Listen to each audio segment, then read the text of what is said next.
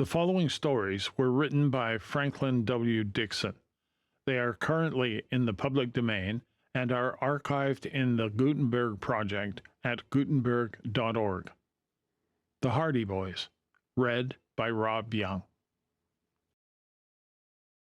Hello, this is Rob.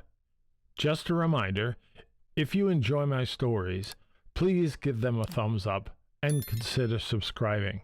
It really helps the channel get discovered. Thank you.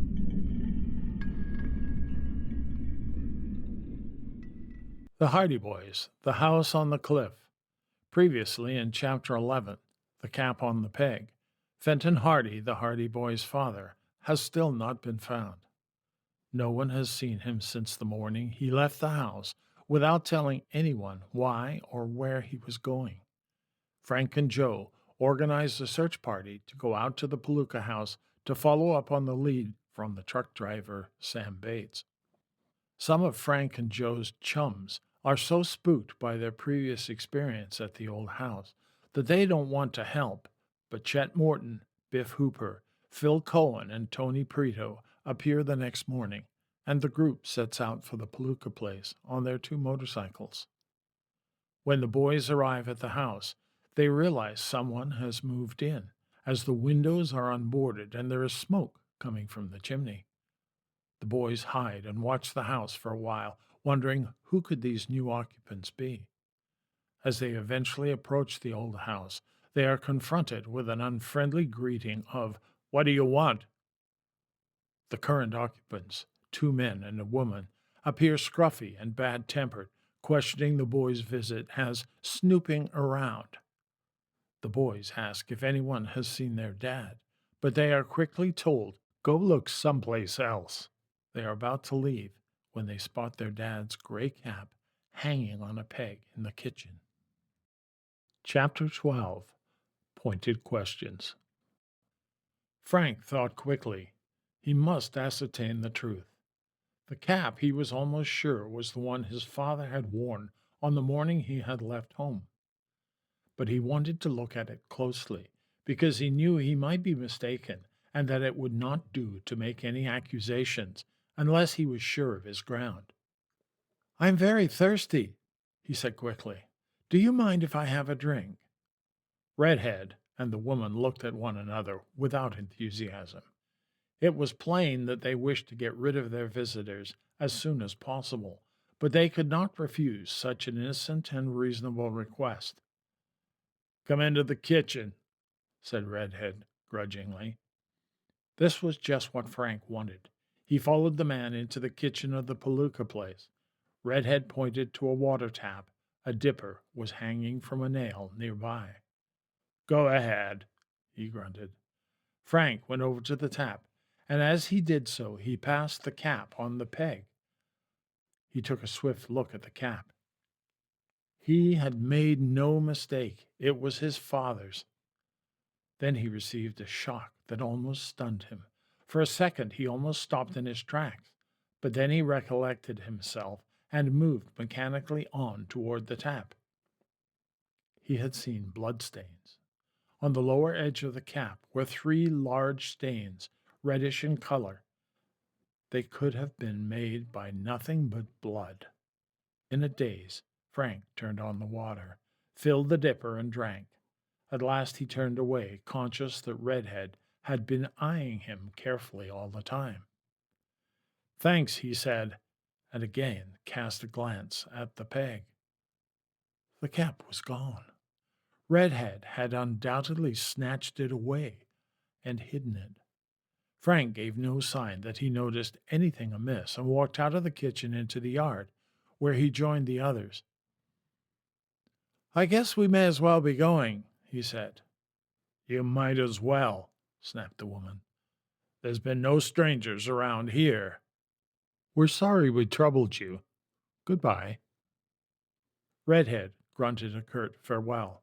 The woman and the other man said nothing as the boys turned away and retraced their steps out to the lane. For a while they walked on in silence, and then, when they were out of sight of the house, Frank turned to the others. "Do you know why I went into the kitchen?" he asked. Why? They demanded eagerly, and Joe put in, I thought there was something fishy about the way you asked for that drink. What did you see? I saw Dad's cap hanging on a peg. This caused an immediate sensation. Phil Cohen whistled in amazement. Then he has been here. They were lying. Are you sure it was Dad's cap? Asked Joe. Positive. I'd recognize it anywhere. And more than that, there were bloodstains on it. Bloodstains? Frank nodded. The boys looked at one another in silence. This is serious, declared Joe. We can't let them get away with this. I'll say we can't, agreed Chet. Let's go back. I was going to argue it out right there and then, but I thought I'd better tell the rest of you first so that you'd know what it was all about, Frank explained. He may have been. Joe left the sentence unfinished. He may have been murdered, said Frank firmly, and we're going to find out about it. What do you think we'd better do? I think we'd better go back and tell them we saw that cap and ask how it got there. That'll force a showdown. They don't like us any too well as it is, so we won't have to be over polite to them. The boys held a council, and it was unanimously agreed that the matter should not be dropped. Each was of the opinion that the trio now occupying the house on the cliff were far from savory, and that the fact of Fenton Hardy's cat being in the kitchen was a clue of first-rate importance. He snatched the cap away when my back was turned, went on Frank. That shows there's something wrong, Chet affirmed. We'll go back and tackle him right away. No time like the present. Let's go. The boys accordingly started back down the lane towards the house. When they emerged into the yard again, they found the two men and the woman standing together by the shed, talking earnestly. The boys were almost up to them before the woman caught sight of them and spoke warningly to the red-headed man. What do you want? Demanded Redhead in a surly manner as he advanced. We want to know about that cap in the kitchen, said Frank firmly. What cap? There's no cap there. There isn't now, but there was. It's a gray cap, and it was hanging in there when I went in for a drink. I don't know anything about no cap, persisted Redhead. Perhaps you want us to ask the police up to help us find out, put in Tony Preto cheerfully. Redhead glanced meaningfully at the woman. The other man stepped forward. I know the cap he means, he said. It's mine. What about it? It isn't yours, and you know it, declared Frank. That cap belongs to the man we're looking for. I tell you it is my cap, snapped the swarthy man, showing his yellow teeth in a snarl. Don't tell me I'm lying. Redhead stepped forward diplomatically. You're mistaken, Klein, he said. I know the cap they mean. That's the one I found on the road a few days ago. You found it? Asked Frank incredulously. Sure, I found it. A gray cap with bloodstains on it. That's the one. But why did you hide it when I went into the kitchen? Well, to tell you the truth, them bloodstains made me nervous. I didn't know but what there might be some trouble come of it, so I thought I'd better keep that cap out of sight. Where did you find it? Joe demanded. About a mile from here. On the shore road?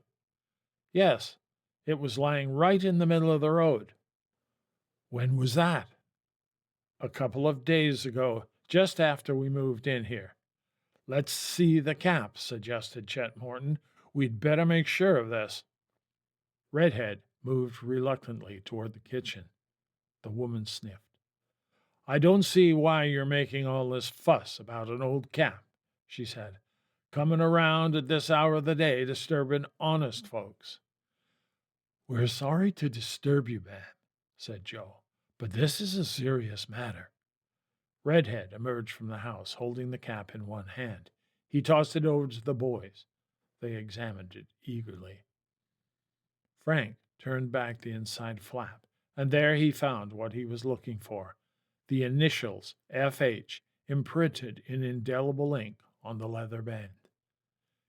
It's Dad's cap, all right. I don't like the look of those bloodstains, said Joe in a low voice. He must have been badly hurt. To tell the truth, the inside of the cap gave evidence that the wearer had been severely injured, for the bloodstains were of large extent. The boys examined them gravely. Are you sure you found this on the road? Frank asked doubtfully. You don't think I lied about it, do you? We can't very well contradict you. I don't mind telling you that we're going to turn this over to the police. This man has disappeared, and by the appearance of this cap, he has met with foul play. If you know anything about it, you'd better speak up now. He doesn't know anything about it, shrilled the woman angrily. Go away and don't bother us. Didn't he tell you he found the cap on the road? Why should he know anything more about it than that? We're going to take the cap with us. Take it, snapped Redhead. I don't want it. The boys turned away. Nothing further was to be gained by questioning the trio in the yard, and at any rate the lads had gained possession of the cap. We had better go, said Frank in a low voice. They went back toward the lane. As they entered it, they cast a last glance back at the yard. The woman and the two men were standing just where they had left them. The woman was motionless, her hands on her hips. Redhead was standing with his arms folded, and the swarthy man was leaning on the axe. All three were gazing intently and silently after the departing boys. Hello, I hope you are enjoying these adventures of Frank and Joe Hardy. Be sure to check back next week when we will have a new chapter.